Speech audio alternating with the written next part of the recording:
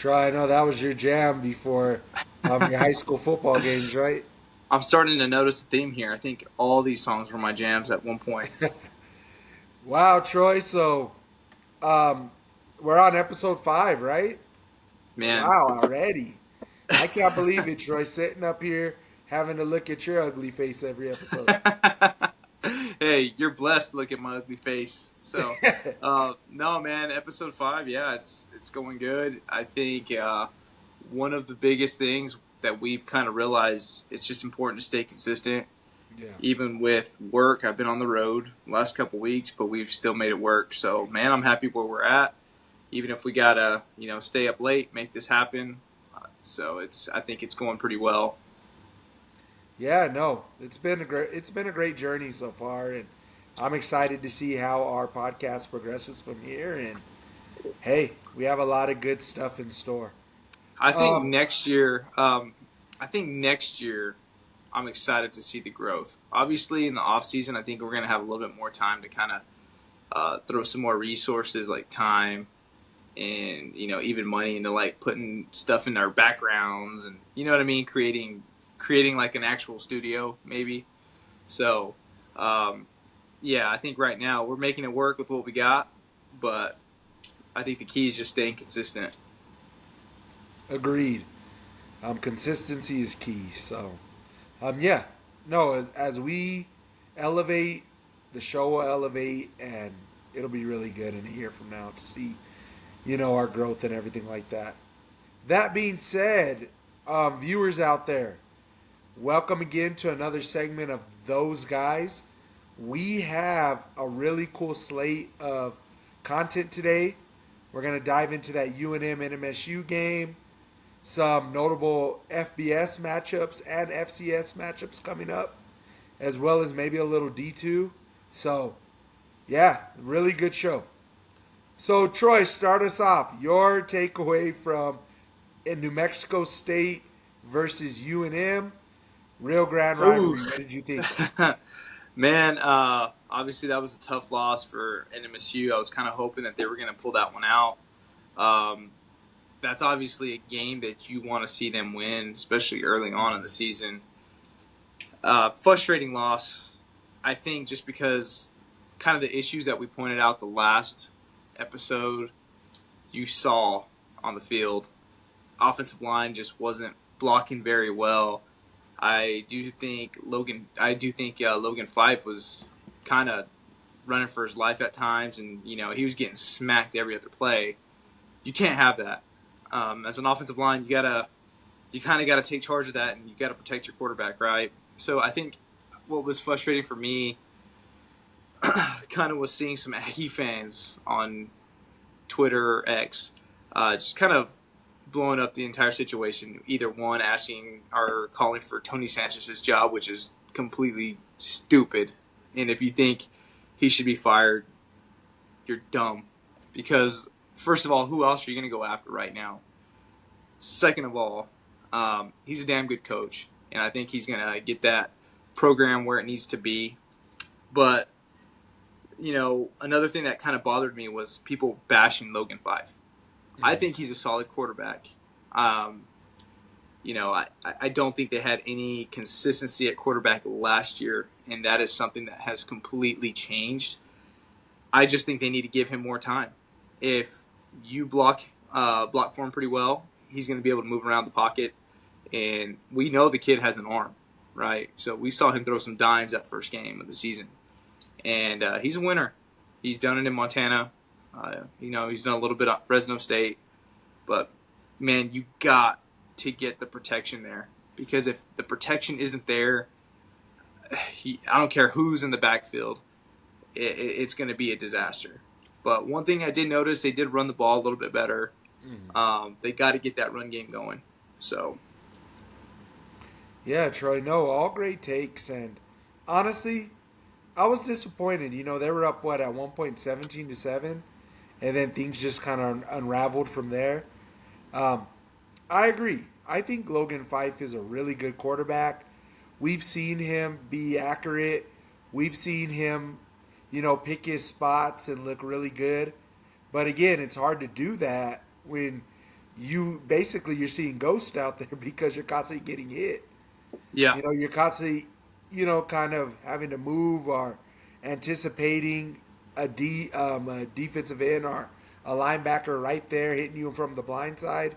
So when that's the case and you're focused on the protection breaking down rather than working through your progressions, you're going to be rattled. I don't care who you are.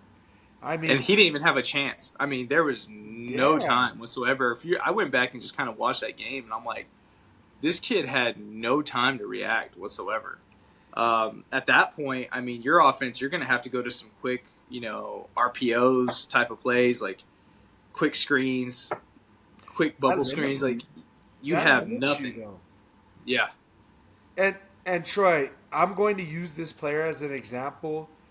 Now, for the viewers out there, I am not saying that Logan Fife is Sam Darnold by any means.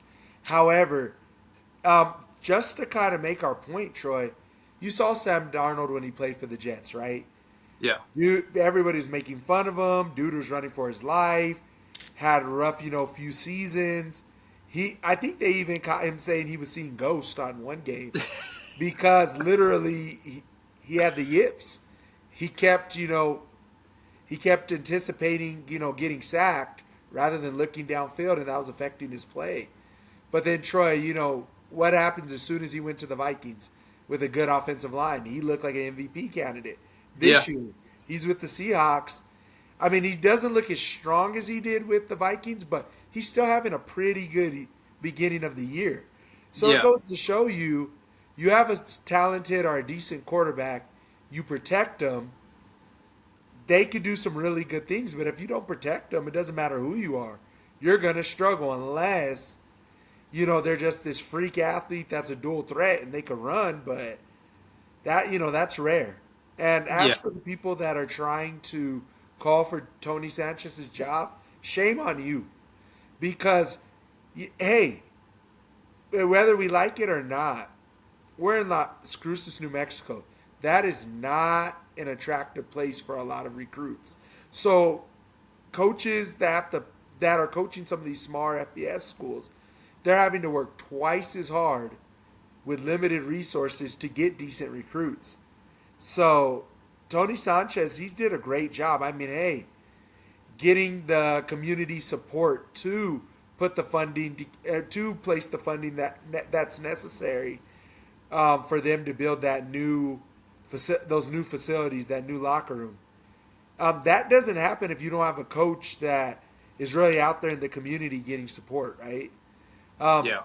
Second thing, he's a pretty good recruiter. I feel like he's recruited our skill positions pretty well at New Mexico State. It's just trying to find offense and defensive linemen. It's hard, especially when you're having to compete against all these big-time schools that are taking these 6'5", 320-pound just monsters out there. Troy, you know this. A great offensive lineman, you're just not – they don't grow on trees. No. So you're really you get lucky if you can find somebody that's intelligent, tough, has good hands, good feet. Speed these days. Blocks. Exactly. Yeah. So they're expensive in the transfer portal, and if you want to get one that's kind of homegrown or somebody that you develop, it takes time. So Yeah. I say this for those fans out there that are getting impatient: be patient. I think this offseason, Tony Sanchez will really focus on the trenches.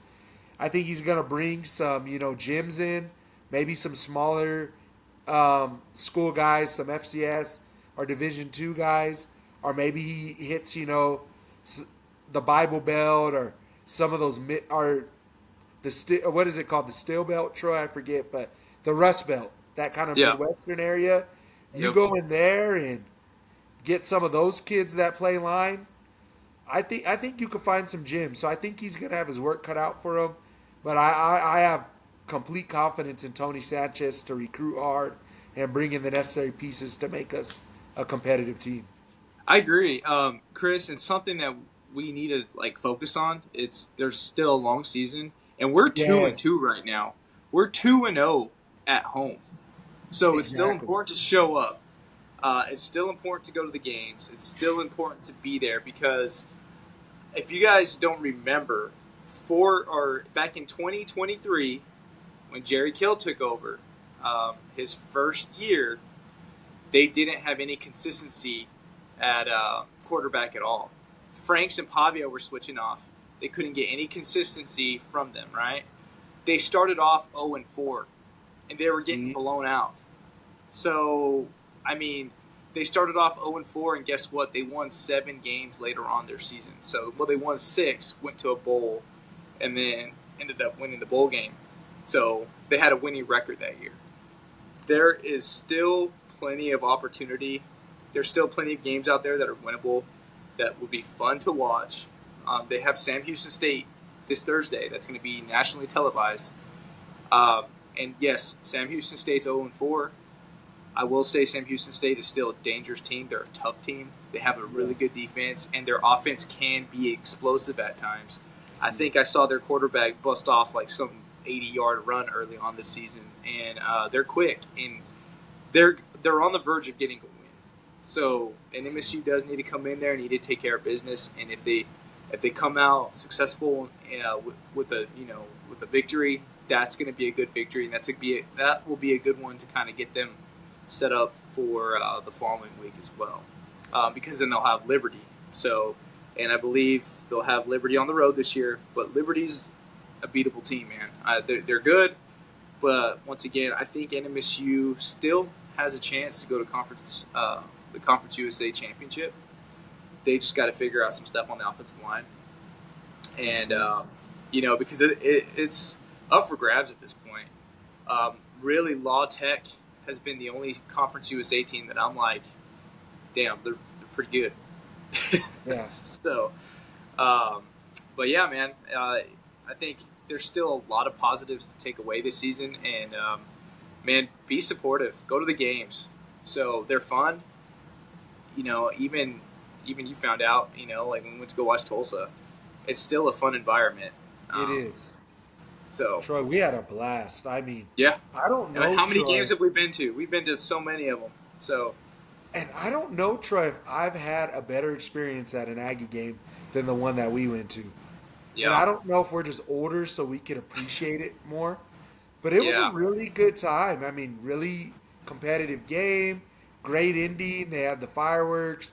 We ran into, a bunch of people that we know. So we got to see, we got people to are excited about the podcast.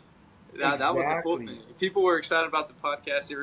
They were excited to kind of see us link up again. So, and just to even see like the pregame energy from the students and the fans, it was a great time. oh yeah, Something that you said, Troy, and I'm not going to go on a rant, but I will say this.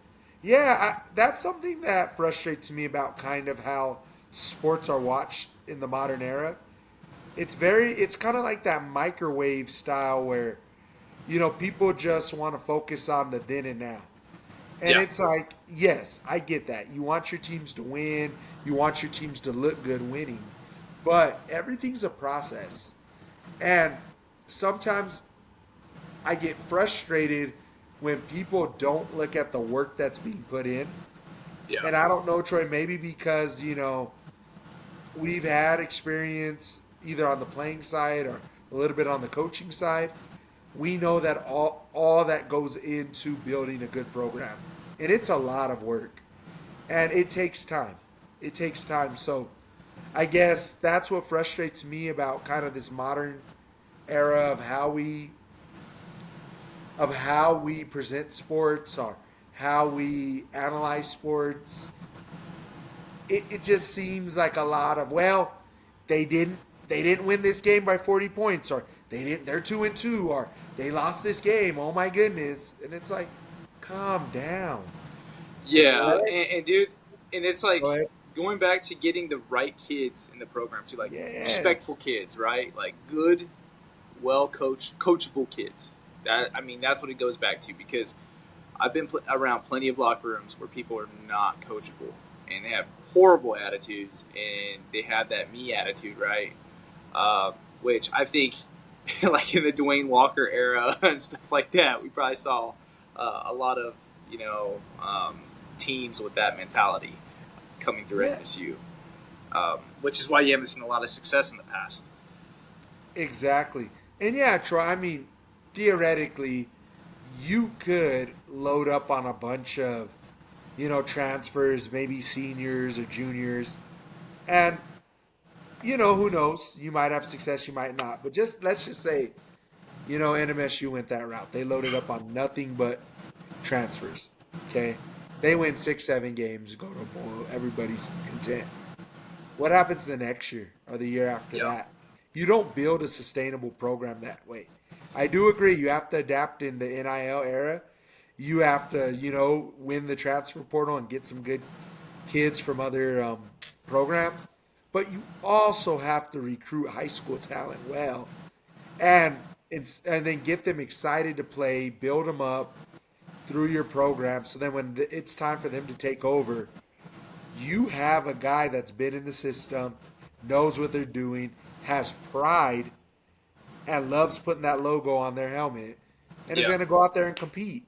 And that's the thing. It's those little things, Troy, the intangibles that all lead to winning, and not just winning now, but being a consistent winner. So Yeah. I'm going to leave it Eh, out there, Troy, because I could go on a rant for about 20 minutes, but No, we don't man, want to. I agree. No, you're completely right when it comes to that. But dude, I'm excited to see. Like, I know looking forward, I'm excited to see what happens this off season in recruiting.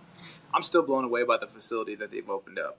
It's I think that's beautiful. going to be a game changer, and it just blows my mind that luckily Jerry Kill, whenever he did come in, he made a huge emphasis on wanting to improve those facilities because, man, I walked through them and I was just shocked. Like, Yeah. how the hell were they even competing? And they had stuff. You know what I mean? Like they didn't have much to It, recruit from. And we know like that's important to students it, now.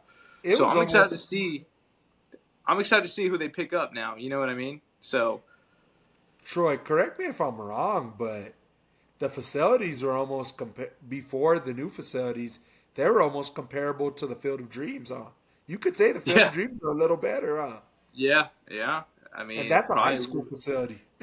Yeah, yeah. No, man. So it's good to see that New Mexico State's actually taking initiative and wanting to see a good product out there. So I will say that. I know we touched on it before, but man, I think that's going to be a game changer. I really do. So I Me was too. happy for the team. I was happy for all of them whenever they did unveil that. And it's a game changer for recruits. Again, Troy, I don't know why, but I don't know why I'm feeling so passionate today, but for some reason I just feel like I need to say this. Hey, you know what helps recruiting too? When the recruits come to a game at Aggie Memorial Stadium and we have decently full to full stands. It doesn't help us get better talent when they go to the games, Troy, and half of the stadium is empty. I So, agree. fans, if you want to see some good quality talent come in, let's do our part. Yeah, Let's do our part. Let's go to the games if we can. Let's support. Let's show recruits that are potentially looking at NMSU like, hey, Las Cruces, even though it doesn't have a lot of entertainment and excitement, they have a really nurturing, excited fan base that loves ball and is going to support us no matter what. Show these guys, hey, if they get a shirt made or something, the people in the stadiums are going to buy it. So, especially if yeah, they're a guy that's going to put up numbers with NMSU. That's just an example, but I don't know. I just feel like if we want a high quality program, we as fans have to be solution oriented and saying, what could we do? How could we do our part to recruit better talent, especially with the limitations we have in the region we're in? even if that means Chris Love butt chokes a beer at the end of the game. Troy, that we'll do that and we'll go viral if you do that. And then maybe we can get some recruits because they think, we have these up and coming content creators that are going to be around Uh, the program. oh man, yeah. But no, we'll see what happens. Speaking of fans in the stands, I was at the Tulane Tulsa game this week. I didn't get many pictures, but I was at the game. Obviously, I like watching Tulane play. Typically, they have a pretty fun offense to watch.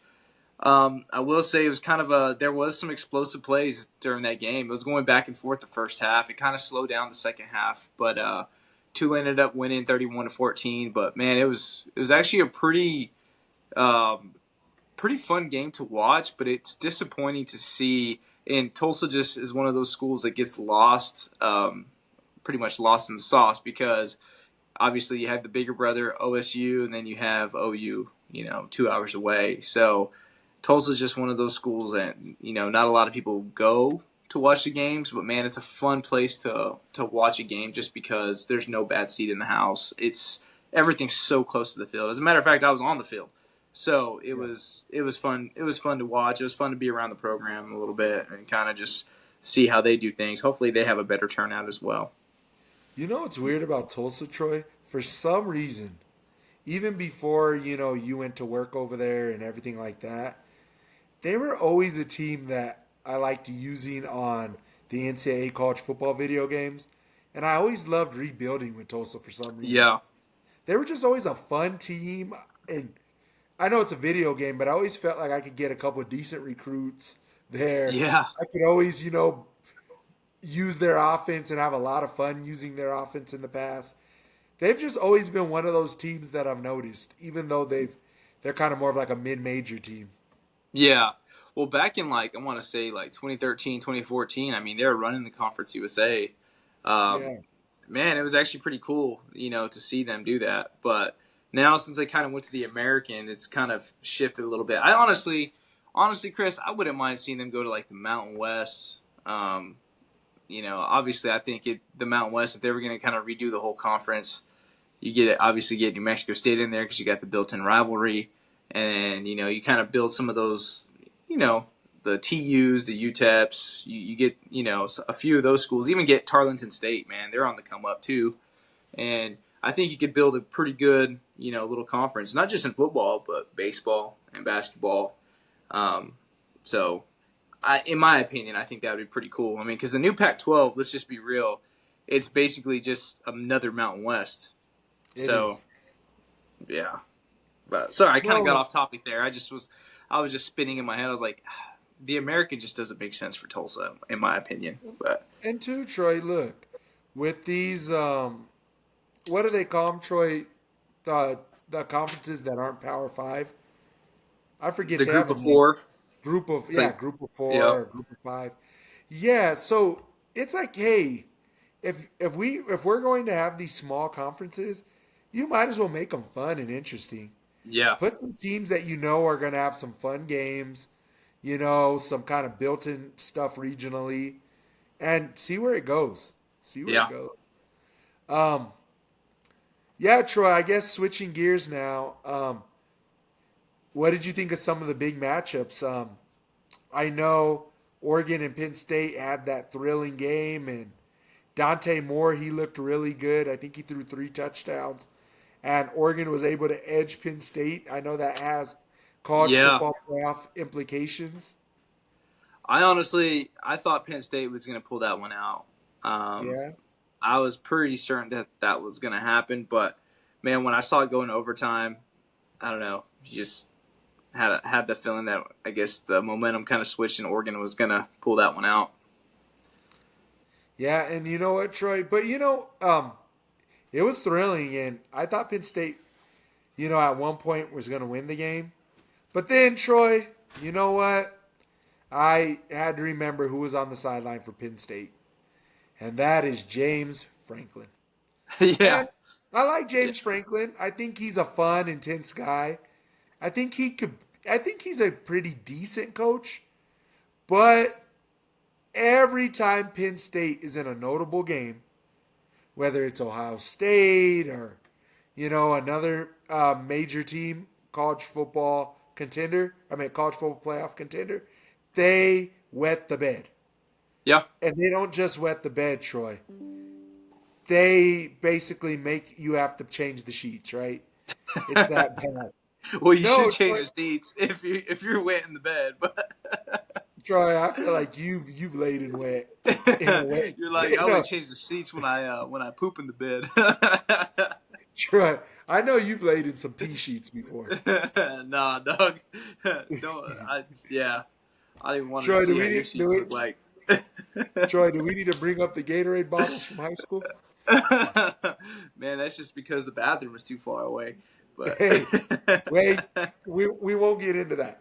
But no, Troy, I say all that to say this. I don't know, James Franklin. It just seems like in the crunch time when it's against and it's a very impactful game, his group, I don't know if it's him or just bad luck. It seems like his group always drops the ball. yeah, yeah, no, man, I agree. So Penn State is always known as that school that they're supposed to go to the national championship or do something crazy right, and something always happens. You're 100% right about that. And I like him. I think he's a good coach. I liked him at Vanderbilt because Yeah. before Clark Lee, that was the last time they were even competitive. So yeah, I liked him at Vandy, and but something about his teams, they just can't pull it out. Exactly. Another, of course, notable game was the Alabama Georgia game. Troy, Chris Alabama. Love said, "Alabama's back, roll no, tide, baby." no. I do not like Alabama, but no. Objectively, they got a big win against Georgia. Yeah, Um, Georgia, I don't know. They something about Alabama. They just struggle. yeah. Seems like What? what over the past 10 seasons, Troy. What are they? Maybe 1-9 or something like I don't that. know. I have no idea. It's probably something close to that. Yeah. So And um, but I don't know, Troy. It's a good win for Alabama, but do I trust that they're going to make a run in the college football playoffs? No. I I'm curious to see that Vanderbilt Alabama yeah, game just because Vandy's playing with a lot of confidence right now. Diego Pavia is fearless, and those are the games where you get in trouble. yeah, And was it wasn't it the Vanderbilt Alabama game last year where they knocked off Alabama? yeah, yep. In See, so Nashville. So Alabama, they don't it's need to gonna be look at this as like oh, we're better than Vandy game. They need to look at this as a revenge game. yeah. No, I agree, man. Alabama came out, they handled business, and once again, I don't think Alabama's a bad team. Obviously, it's just people are used to seeing the Nick Saban Alabama, right? Like they just don't Yeah. lose until the very end, or they just completely win out. Um, Obviously, this is their coach's second year with the program. It's going to take some time, and I do think Alabama is going to be one of those teams that they'll probably make a pretty decent bowl game this year. But yeah, I don't really see them doing much in the playoffs. But man, it's the SEC, and I think it's wide open right now. So I think you have OU ranked at 5, which is crazy. Um, but Vandy, yeah, they got Alabama this week, and man, that could set them up. That's going to be a good game. Whichever team you're pulling for, I'm pulling for Vandy. Like I said, I'm a Diego Pavia fan. I'm a big Tim Beck fan. I would like to see them get 2 wins on Alabama in a row. I think that would be something special for the program, and it's nice to Yeah. see that Vandy's successful now. I don't want to say Vandy's back because they never really have been there, but um, Saban's giving them some respect, and even Nick Saban was like, "Man, they have been the most complete, undefeated team that I've watched this season," and it's true, man. They are blowing teams out of the water, and don't get me wrong, like they knocked off South Carolina, and but I mean they blew South Carolina out of the water, um, Yeah. and Virginia Tech, all those schools that they were having issues with last year. They even lost to Georgia State last year. They came out and made a statement on them this year. So I'm excited to see what happens with Alabama. I'm not going to lie, dude. They have a gauntlet of a schedule because after Alabama, they got LSU. And then, Oh, geez. and Pavia, he's going to have his hands full with LSU's defense because LSU, their offense has been real kind of I don't know, just inconsistent. And I was kind of hoping for a little bit more than what I've seen so far. But man, their defense is lights out. So it's if Vandy could get through these next couple of weeks with wins, man, I'm confident to say that they're going to solidify their position in the playoffs. So, Yeah. No, what and you looking around at, man? Like someone break through no, your I house? thought no, because when you hear something and you're like, where did that come from? That's what I was trying to do. I was like, I heard this noise, and I was like, Hey, don't be scared, man. I'll protect you. shut your mouth. Anyways, no, I like Vanderbilt a lot. I mean, I think Vandy. I'm hoping they beat Alabama, like you said, and I want to see how far they can go. That's an exciting team. Yeah, Um, no, seriously, man. Like I said, though, they got a gauntlet of a schedule. I'm gonna pull up their schedule right now. It's Alabama this week, LSU next week, and then Missouri. Missouri's oh ranked. wow, Then they got Texas, and then they got jeez, Auburn, Kentucky, and Tennessee. So, Woo, it doesn't get more SEC than that. Jeez, nah, Louise. nah, dude. So it's gonna be a gauntlet for them. But dude, if they can get through that schedule with like one loss, I mean, that would They, be they impressive might. because everyone I feel everyone has a loss right now. If they get through that schedule with one loss or undefeated, Troy, they're my pick to win the national championship, hands down. Yeah. If they beat all those teams, give them the national title. That would be probably one of the best college football stories ever. Yeah. Um, with that being said, though, Troy, let's transition. Hey, what happened to your Bayou Bengals, man? What happened to LSU? I saw. Yeah, I was like, okay, I was watching the game early on. It's tight. And then it just seemed like Ole Miss wouldn't go away. And then near the end, they just had a couple big plays, and it was like, well, Yeah, man. Honestly, like I said, the offense, I just haven't been impressed with them. Like I haven't. So I was hoping to see a little bit more from Nessmeyer, but they got to get it figured out, man. So um, it just didn't. I mean, it was a physical game. Don't get me wrong. It was, I thought the defense played pretty decent for the most part. Ole Miss is going to score some points. I was having this debate with someone actually because I wasn't able to actually I was getting updates from the game and I was at the TU game, yeah. so service is really slow, right? But I was talking with someone and they were like, "Man, well, if your defense is giving up 24 points, they're not really playing good defense." I'm like, offense has got to help them out though. You got to That's true. establish long drives. You got to put up points. You got to do the little things keeping your defense off the field because if your defense is going up against a pretty decent offense like Ole Miss, of course they're going to give up points, man. If they're out there long enough, something bad is going to happen. Yeah, So that's football. I don't know, man. There was I think they went for like a 2-point conversion, and I I can't remember the actual play that they used. I think it was like a little dive up the middle or whatever. But I was like, this is what you dialed up, like this right here. You should have something stowed away in your back pocket, knowing True. that you gotta get this 2-point conversion right. And I don't know, man. Brian Kelly has some. I don't know. I don't always like his play calling. I don't like his style sometimes. I don't really care for him when he's at Notre Dame. I was a little surprised whenever they did hire him at LSU, but with me being an LSU fan, you want to go in with an open mindset. So there are times that I like him, but there's times that I question the hell out of his play calling abilities.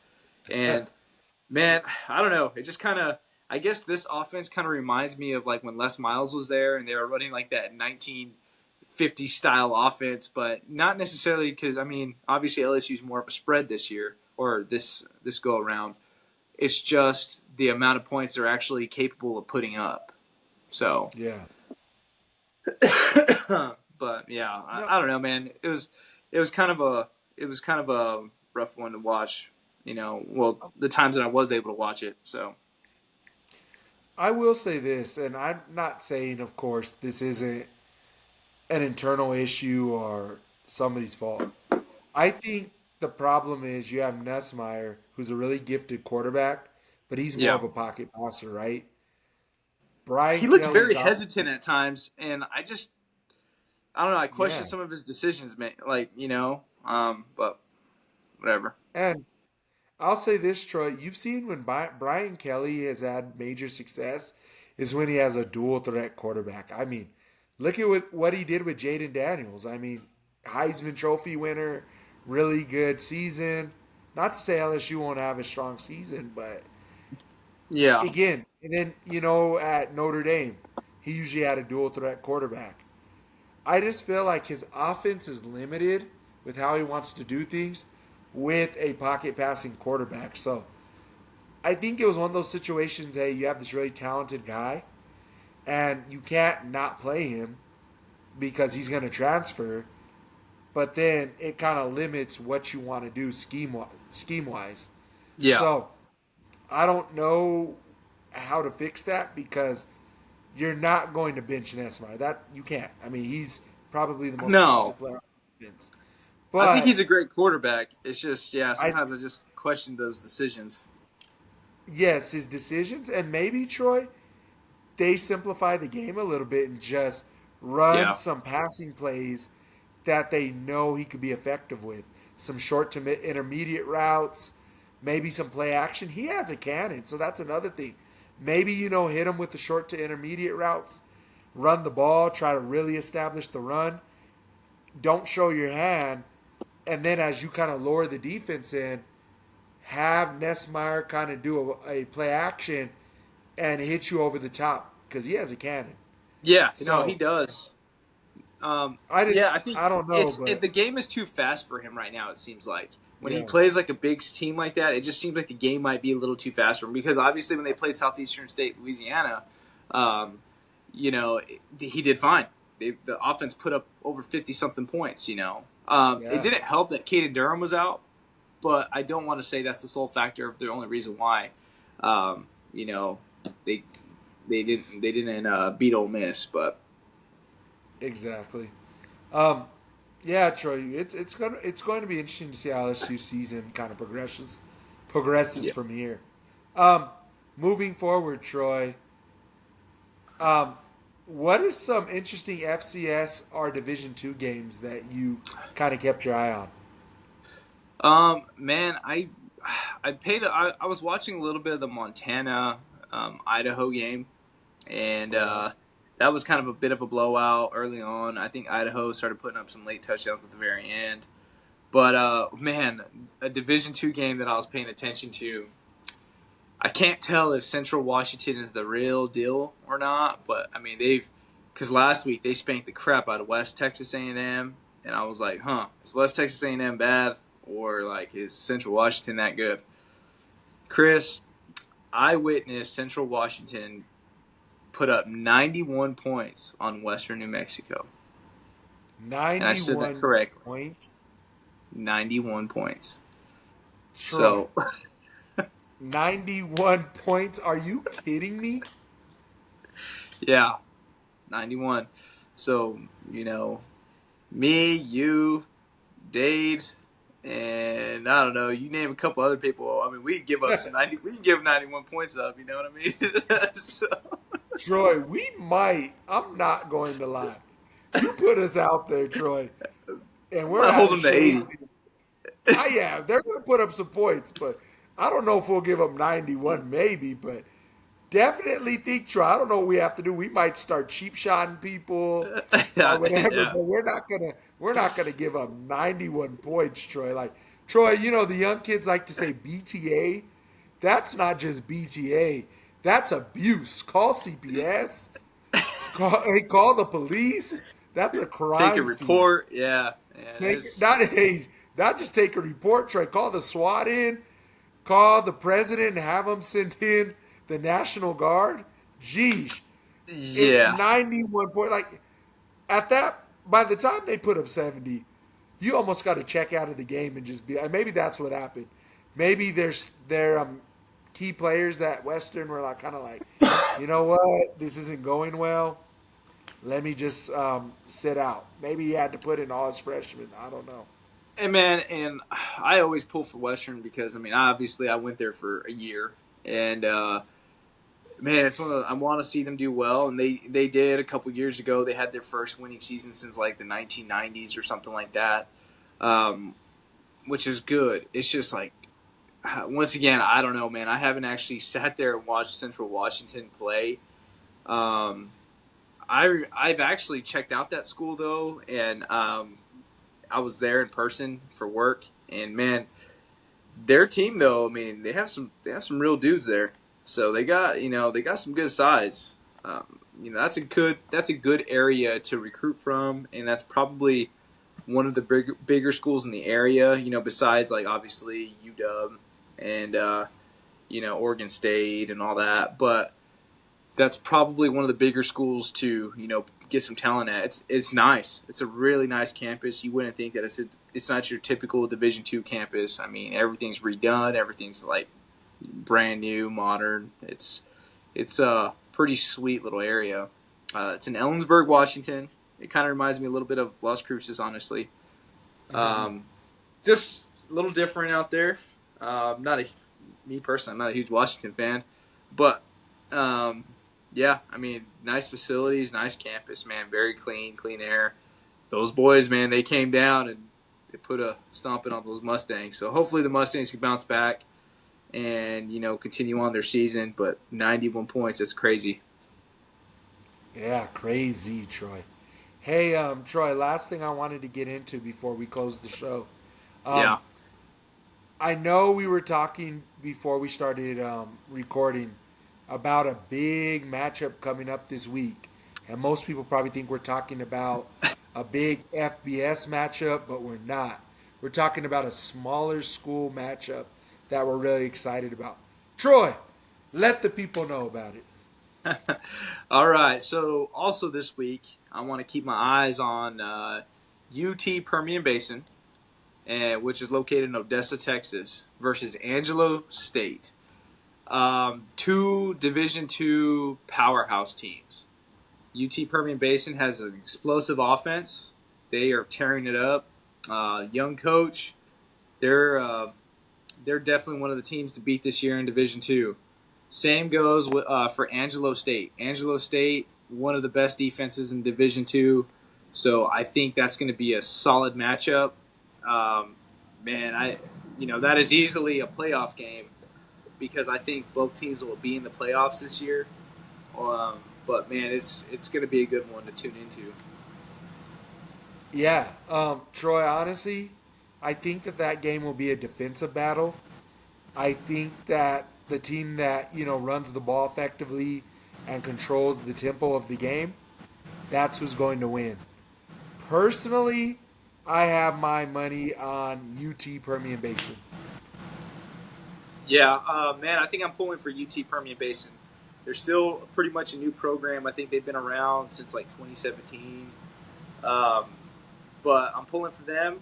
I would like to see them get that win. So, but regardless, that's going to be a good game for the conference because, man, at first the Lone Star Conference was losing all their power teams. They lost Abilene Christian. They lost Tarleton State. They were losing all these schools. So it's nice to kind of see the Lone Star Conference kind of come back a little bit. Yeah, no, that's good. And I'm excited for the conference to have these two powerhouses. Should be a good game. Troy, before we sign off, do you have any last thoughts or anything that you want to tell our fans? Yeah, guys, if you guys are going to a game, go check out the NMSU game happening this Thursday. It's going to be one of the only nationally televised games, college games, this Thursday. So, but also this weekend, if you're close by, like if you're going to, I don't know if Western's at home or not or Eastern's at home, but I mean, if you're close to these smaller schools, same goes out for like all these Oklahoma schools. There's tons in the Oklahoma City area. Go check out a game. Just go. Especially like Division II wise, they're not going to be that expensive, and they're pretty fun to go to. So just make sure to just go out there, check out a game. Even if you're stuck at home, maybe just turn the channel, watch a D3 game. University and Mary Hardin Baylor, they are always fun to watch. They are a pretty good team that are is always in the D3 national championship. I enjoy watching them. So there's some really good football out there. Just check it out. Do something different. Find a team that you typically wouldn't root for, that you know nothing about. Do your research about it, because small schools are fun to keep up with. So that's all I got. Yeah, go out and support everybody. The more you support, the better the experience, and just be a fan of ball, right? It doesn't matter what level. High school too. Go to high school games. Yes. Go to those are the easiest ones to attend. Those high school kids, they look forward to seeing the stands packed. So I don't care if you're in Santa Teresa, if you're in Gadsden, watching the Mayfield Trojans play, whoever it is, fill the stands, because that's, even as a former athlete myself, that's what you look forward to, right? So those are the experiences you're gonna remember. And Chris, one thing that I'm noticing is people leaving early because either their team is winning or whatever the case may be, and it's that defeats the purpose, right? You want to see it through. Yeah. Have fun, just enjoy it, because man, what else is there to do right now? So this world is too much of an ugly place sometimes. So just check out some good ball. Exactly. All right, everybody. Thank you for being here for our 5th episode, and we're excited to bring you more. Take care.